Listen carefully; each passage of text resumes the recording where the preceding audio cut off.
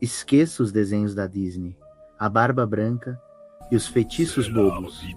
Esse homem não nasceu de forma natural, mas foi criado especificamente para ser uma arma. Não metáfora, não lenda simplificada. Criado através de ritual antigo, através de magia druídica pura, através de conhecimento que transcende compreensão normal de como realidade funciona. Merlin não é nome real. É título, é posição. Merlin é o que chamam druida que transcendeu morte, que transcendeu tempo, que transcendeu limitações de humanidade normal. O homem que não apenas profetizava o futuro, mas que o moldava.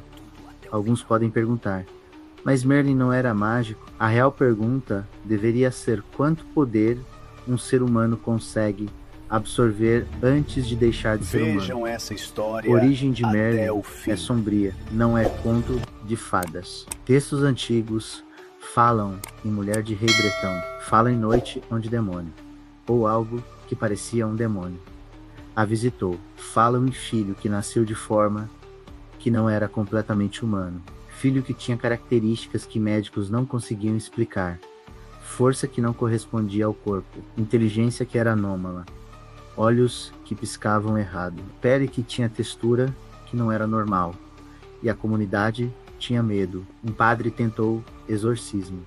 Não funcionou, porque o que estava dentro daquele menino não era demônio convencional, era algo mais antigo, algo que vinha de antes de Cristo, algo que vinha da época muito mais antiga, porque isso era o propósito antigo. A Bretanha estava caindo sob domínio romano, druidas estavam sendo perseguidos, sua religião estava sendo apagada, seu conhecimento estava sendo destruído, e então tomaram uma decisão desesperada. Fizeram um ritual, convocaram algo que estava morto há séculos.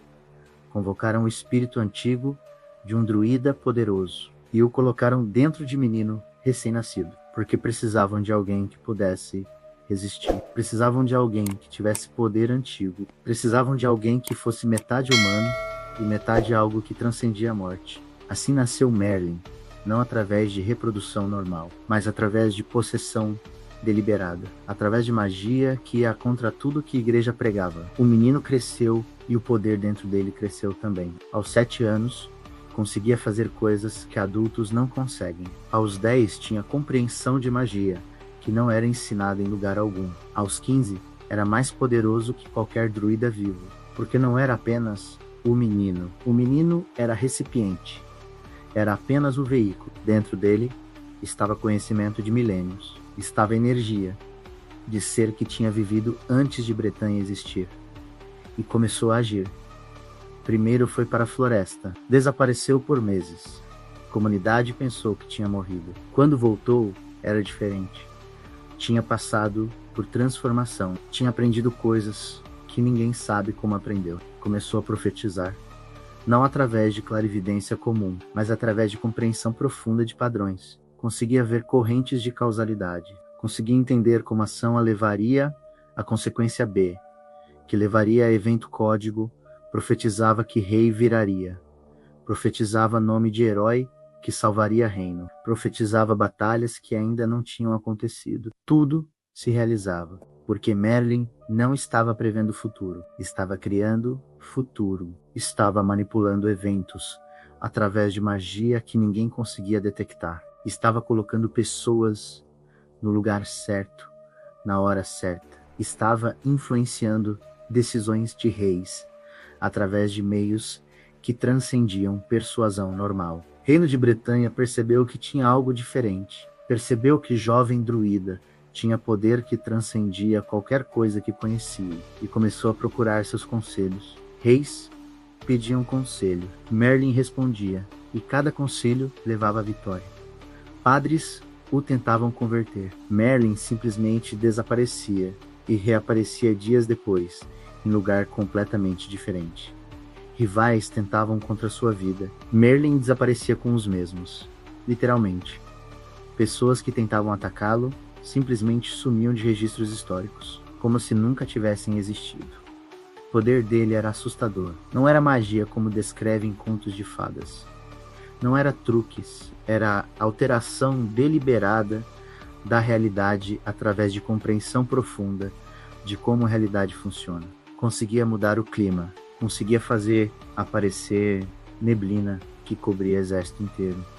Conseguia fazer desaparecer, conseguia manipular padrões de pensamento de pessoas, conseguia entrar na mente de rei e fazer rei acreditar que ideia era própria. E usava isso para criou ordem de cavaleiros da Távola Redonda, não porque simplesmente sugeriu ao rei, mas porque plantou ideia na mente do rei e deixou que rei acreditasse que tinha pensado sozinho. Merlin simplesmente guiava através de influência invisível. Criou Excalibur, ou ajudou a criar, ou talvez tenha criado, e apenas permitiu que rei acreditasse que era sua. Espada que tinha propriedades que normal espada não deveria ter. Espada que cortava o que não deveria ser cortado. Espada que tinha relação direta com magia druídica mais antiga. Criou Camelot, ou guiou a criação. Ou talvez Camelot tenha sempre existido em plano astral, e Merlin simplesmente o trouxe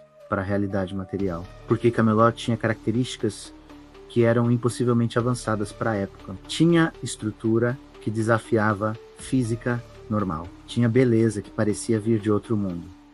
Porque era outro mundo. Merlin tinha trazido o fragmento de Avalon, ilha mágica onde o tempo passava diferente, onde morte era suspensa, onde magia e realidade material coexistiam, e colocou no coração de Bretanha, como âncora, como ponto de convergência entre mundos. Mas Merlin não era um simples aliado, não era criado bom. Merlin era druida, e druida é por natureza amoral, trabalha para equilíbrio, não para bem ou mal, para necessidade. Fez coisas que nem sempre eram justas, manipulava pessoas sem consentimento, destruía vidas para servir a um propósito maior. Criou situações onde inocentes sofriam para que reino prosperar. Essas eram ações de Merlin, pragmático, cruel quando necessário, poderoso além de compreensão. Conforme o tempo passou, o poder dele cresceu, mas também o isolamento cresceu, porque ninguém conseguia estar próximo de quem é tão poderoso. Ninguém conseguia confiar completamente em quem conseguia reescrever a realidade. Começou a passar mais tempo na floresta. Começou a conversar com coisas que não eram humanas, com espíritos antigos, com entidades que habitavam lugares selvagens, com poder que era tão antigo quanto próprias montanhas. Começou a mudar, não envelhecer normalmente, mas mudar. A aparência ficava menos humana, discurso ficava menos linear, pensamentos ficavam menos conectados ao tempo presente, porque o que estava dentro dele estava despertando completamente. O druida antigo, que tinha sido inserido naquele menino, estava tomando controle progressivamente. Estava consumindo sua humanidade, estava transformando o recipiente em algo que não era mais humano. Alguns textos falam que foi traição de mulher chamada Nínive, Nimo ou Viviana. Textos falam que ela era aprendiz, que Merlin ensinou magia a ela, que ela aprendeu segredos, e então usou o conhecimento contra ele. Outros textos falam diferente. Falam que Merlin escolheu, que percebeu que estava virando alguma coisa a mais, e decidiu se afastar voluntariamente, que entrou em floresta e não saiu. Alguns falam que Merlin foi aprisionado em árvore. Alguns falam que foi aprisionado em torre invisível. Alguns falam que foi aprisionado em cristal que flutua no ar. Alguns falam que foi selado em dimensão paralela, onde tempo não funciona normal. Todos concordam em uma coisa: Merlin desapareceu, mas não morreu. Porque coisa que é metade humano e metade espírito antigo não morre como humanos morrem. Apenas se afasta, apenas se retira. Depois deixou sua herança, deixou conhecimento, deixou Camelot, Excalibur, a Ordem de Cavaleiros, deixou o povo de Bretanha transformado.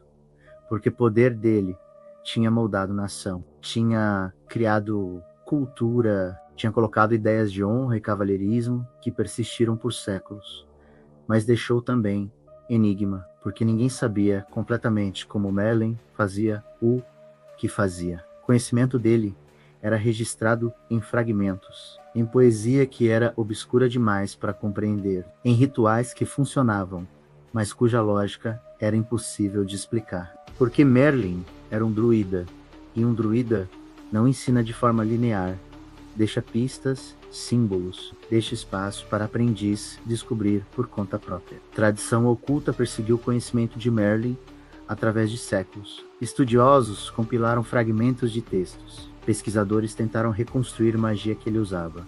Ocultistas tentaram invocar, tentaram contato. Alguns afirmam que conseguiram, que Merlin ainda está lá, em floresta, em árvore, em cristal, em dimensão paralela, observando, algumas vezes guiando aqueles que têm inteligência para reconhecer orientação. Porque Merlin não é tipo de entidade que se afasta completamente.